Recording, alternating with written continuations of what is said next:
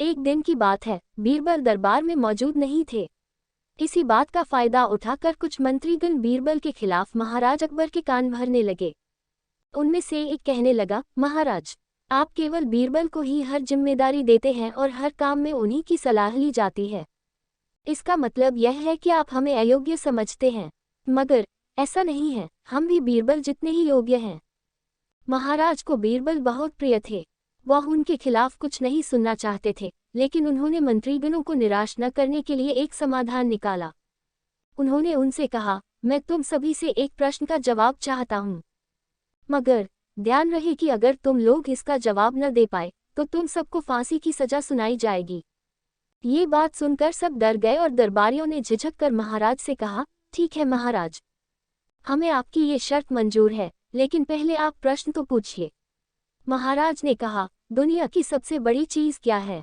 ये सवाल सुनकर सभी मंत्रीगण एक दूसरे का मुंह ताकने लगे।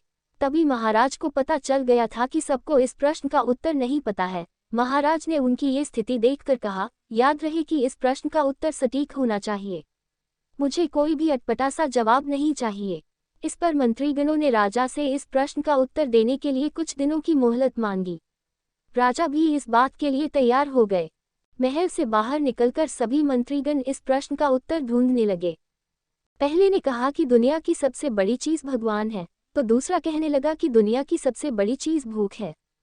तीसरे ने दोनों के जवाब को नकार दिया और कहा कि भगवान कोई चीज नहीं है और भूख को भी बर्दाश्त किया जा सकता है। इसलिए राजा के प्रश्न का उत्तर इन दोनों में से कोई नहीं है। ऐसे ही धीरे धीरे समय बीतता गया और मोहलत में लिए गए सभी दिन भी गुजर गए।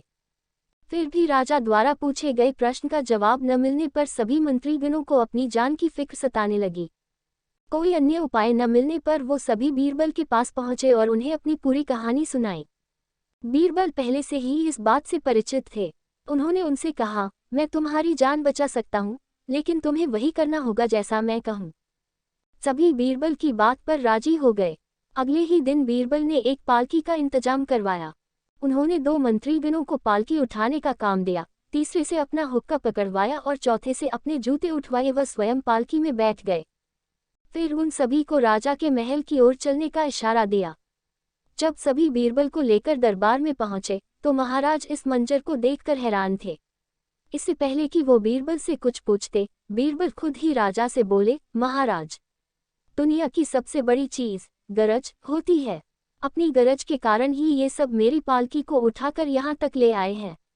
ये सुन महाराज मुस्कुराए बिना न रह सके और सभी मंत्रीगण शर्म के मारे सिर झुकाए खड़े रहे। कहानी से सीख। इस कहानी से हमें ये सीख मिलती है कि हमें कभी भी किसी की योग्यता से जलना नहीं चाहिए, बल्कि उससे सीख लेकर खुद को भी बेहतर बनाने की कोशिश करनी चाहिए।